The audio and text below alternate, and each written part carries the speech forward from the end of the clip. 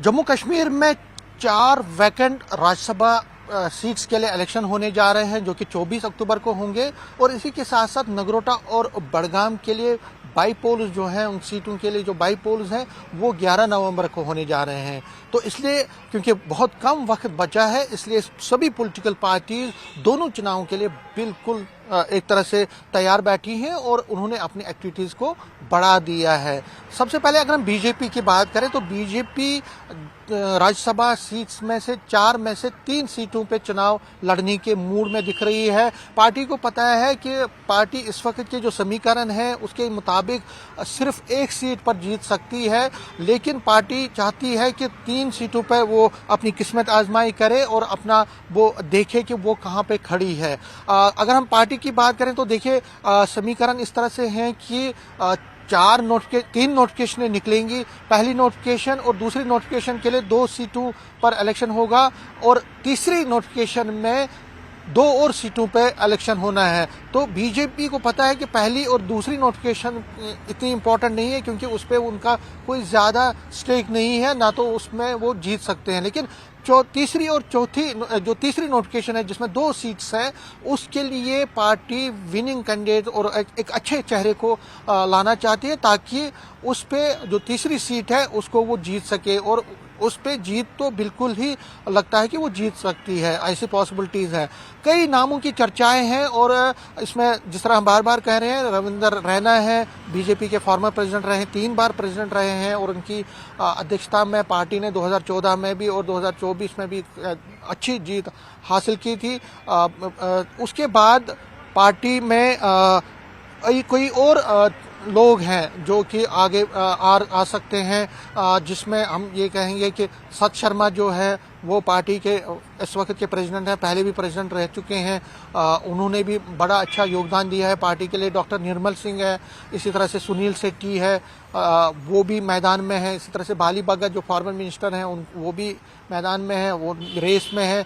तो कई नामों की चर्चाएं हैं, इसीलिए सत शर्मा और अशोक कौल जम्मू कश्मीर बीजेपी के जनरल सेक्रेटरी ऑर्गेनाइजेशन है और सत शर्मा प्रेसिडेंट है। वो कल से ही दिल्ली में डेरा डाले हुए हैं। आज उनकी जेपी नड्डा जो कि पार्टी के नेशनल प्रेसिडेंट हैं और बीएल संतोष जो कि पार्टी के नेशनल जनरल सेक्रेटरी ऑर्गेनाइजेशन है, और दोनों से उनकी मुलाकात होनी है। चर्चाएं राज्यसभा पे होगी और जो 2 बाईपोल्स होने वाले हैं, 2 सीटों पे जो बाईपोल्स होने वाले हैं सीटों के लिए, उस पर भी होगी। और उसमें अगर हम नगरोटा की बात करें असेंबली सीट्स में, तो कई नामों की चर्चा है जो बीजेपी वहां से चुनाव लड़वाना चाहती है, जिनको लड़वा सकती है। सबसे स्ट्रॉन्गेस्ट कंटेंडर है दिव्यानी राणा जो कि देवेंद्र सिंह राणा जो कि फॉर्मर एमएलए रहे हैं इस कॉन्स्टिट्यूंसी से, उनकी बेटी है, उनका नाम सबसे ऊपर है। लेकिन नंद किशोर शर्मा जो कि बीजेपी के सिटिंग एमपी जुगल किशोर शर्मा के भाई हैं और पहले भी वहां से चुनाव लड़ चुके हैं, उनका नाम भी है, वो भी रेस में है। इसी के साथ साथ अनिल शर्मा जो कि जम्मू कश्मीर पंचायत कॉन्फ्रेंस के चेयरमैन हैं और नगरोटा से ही बिलोंग करते हैं और बड़ा काम किया है उन्होंने वहाँ पे, वो भी रेस में है। और कई और नाम हैं, लेकिन मेन दिव्यानी राणा है। नेशनल कॉन्फ्रेंस की अगर हम बात करें, ये तो बीजेपी की बात हो गई कि चर्चाओं का दौर अभी दिल्ली में जारी है और वहाँ से क्या निकलता है उस पर नजर रहेगी। लेकिन नेशनल कॉन्फ्रेंस की बात करें तो डॉक्टर फारूक अब्दुल्ला की बीमार होने की वजह से नेशनल कॉन्फ्रेंस में जो चर्चाओं का दौर है उसमें थोड़ी देरी रही है, जो डिस्कशन हो रहे हैं उसमें थोड़ी देरी हो गई है। और पार्टी के सूत्र ये कह रहे हैं कि 2-3 दिन में जो है पार्टी फाइनल कर लेगी, मीटिंग होगी और फाइनल होगा कि राज्यसभा में पार्टी किसको उतारने जा रही है, क्योंकि पार्टी फूंक के कदम ले रही है। और इसमें सबसे बड़ी बात है कि क्या डॉक्टर फारूक अब्दुल्ला लड़ेंगे, क्योंकि तबीयत इतनी ठीक नहीं है, लेकिन क्या वो लड़ेंगे चुनाव। चौधरी रमजान का नाम आ रहा है, सज्जाद किचलू का नाम आ रहा है, शमी उबराई का नाम आ रहा है जो कि पार्टी के ट्रेजरर है। कई नाम नेशनल कॉन्फ्रेंस से भी हो रहे हैं। लेकिन नेशनल कॉन्फ्रेंस के लिए एक दिक्कत ये है कि उनको राज्यसभा में क्या कांग्रेस को वो 1 सीट देंगे, उस पर सबसे बड़ा सस्पेंस है। पार्टी के कई लोग ये कह रहे हैं कि हम उनको 1 सीट देने को तैयार नहीं है, क्योंकि कांग्रेस जो है कोई बिल्कुल हमारे साथ ज़्यादा मशवरे नहीं करती है या उनका साथ तालमेल जो है अच्छा नहीं है। लेकिन कांग्रेस के नेता ये कह रहे हैं कि वो बिल्कुल ऑप्टिमिस्टिक है कि 1 सीट उनको मिलेगी। और राहुल गांधी जो कि इस वक्त फॉरेन में है, जब वो वापस आएंगे तो उसके बाद जो है बातचीत जो है नेशनल कॉन्फ्रेंस के सीनियर नेताओं की और राहुल गांधी की डायरेक्ट में बात होगी और उधर से जो निकल के सामने आएगा उस पर ही सहमति बनेगी। तो कांग्रेस के नेता भी और नेशनल कॉन्फ्रेंस के नेता भी बाहर से राहुल गांधी के फॉरेन टूर से वापस आने का इंतजार कर रहे हैं। उसके बाद ही दोनों पार्टी के शीर्ष नेता बैठेंगे और न सिर्फ राज्यसभा बल्कि जो 2 सीटें हैं असेंबली की उस पर भी मंथन होगा। क्योंकि देखिए अगर हम नेशनल कॉन्फ्रेंस की बात करें तो नेशनल कॉन्फ्रेंस ने नगरोटा से 2024 में चुनाव लड़ा था, वहां से जोगिंदर सिंह काकू पार्टी के वो चुनाव लड़े थे, लेकिन कांग्रेस ने भी वहां से चुनाव लड़ा था और ये वैसी सीट है, वो नगरोटा ऐसी सीट है उन 6 सीटों में एक है जहां से नेशनल कॉन्फ्रेंस कांग्रेस अलग अलग चुनाव लड़े थे। पूरे जम्मू कश्मीर में 90 सीटों में से 6 ऐसी सीटें जिसमें नगरोटा भी थी। हालांकि जो नेशनल कॉन्फ्रेंस के कैंडिडेट भी हार गए थे और कांग्रेस के कैंडिडेट को भी सिर्फ 5000 वोट मिले थे। लेकिन इस बार भी कांग्रेस वहां से चुनाव क्या लड़ेगी या नहीं लड़ेगी उसका फैसला भी शेष नेता भी ही करेंगे जब वो बैठेंगे कांग्रेस और नेशनल कॉन्फ्रेंस के। जो हर्षदेव सिंह भी वहां से चुनाव लड़ना चाहते हैं, वो इंडिया ब्लॉक का हिस्सा है जम्मू कश्मीर पैंथर्स पार्टी के। क्या वो चुनाव लड़ेंगे वो सबसे बड़ी बात होगी। बड़गाम की सीट पर भी बड़ा पेच फंसा हुआ है नेशनल कॉन्फ्रेंस के लिए, क्योंकि नेशनल कॉन्फ्रेंस में 2 गुट है। उमर अब्दुल्ला अपने किसी खास आदमी को या खास नेता को जो उनका खास है उनको लड़ाना चाहते हैं। नासिर असलम वानी की बात हो रही थी, लेकिन जो आगा रूल है वो किसी अपने खास बंदे को वहां से चुनाव लड़वाना चाहते हैं, तो वहां से भी पेच फंसा हुआ। पीडीपी की बात करें तो पीडीपी बड़गाम सीट के लिए बहुत ज्यादा उत्साहित है और वहां से पार्टी के नेता ने एक अच्छी जो बढ़त है या अच्छा परफॉर्मेंस दिया था 2024 में। हालांकि चुनाव वो हार गए थे उमर अब्दुल्ला से सईद मुंतजर, लेकिन इस बार दोबारा वो चुनाव लड़ सकते हैं ऐसी चर्चाएं हैं। सज्जाद लोन भी किसी बड़े नेता, क्योंकि वो अब अलायंस में है कई पार्टियों के साथ, तो उनका भी एक वहां से चुनाव लड़ सकते। आम आदमी पार्टी भी वहां से चुनाव लड़ सकती है और नगरोटा से भी आम आदमी पार्टी चुनाव लड़ सकती है। तो कहीं ना कहीं जो गोलबंदी है या जो कंसल्टेशन है, बातचीत है, वो दोनों तरफ से चल रही है, राज्यसभा सीट्स के लिए भी और जो असेंबली सीट्स के लिए भी, चाहे वो बीजेपी है, चाहे वो नेशनल कॉन्फ्रेंस है, चाहे कांग्रेस है या बाकी पार्टीज हैं। पीडीपी का जहां तक ताल्लुक है, पीडीपी राज्यसभा सीट्स के लिए ऑप्टिमिस्टिक नहीं है, लेकिन पार्टी के पास सिर्फ 2-3 ही मेंबर है और वो अपना कोई कैंडिडेट तो उठा नहीं सकते। लेकिन क्या वो एंटी बीजेपी कैंडिडेट्स को वोट देंगे, सपोर्ट देंगे, ये देखने वाली बात होगी। क्योंकि अगर आप देखें तो वहीद अहमद परा वहीद रहमान परा जिनसे मेरी अभी बात हुई थी कुछ दिन पहले, तो उन्होंने कहा था कि बीजेपी को वोट देने का सवाल ही नहीं है। तो इसलिए ऐसा लग रहा है कि क्या वो नेशनल कॉन्फ्रेंस को वोट देंगे, नेशनल कॉन्फ्रेंस के